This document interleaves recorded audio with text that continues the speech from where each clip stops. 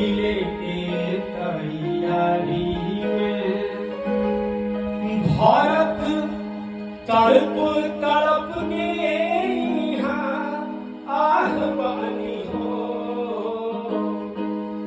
भारत तड़प तड़प के यहाँ आह बानी हो।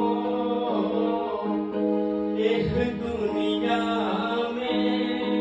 प्यार के जैसन हम कैले गुनाह बानी हो।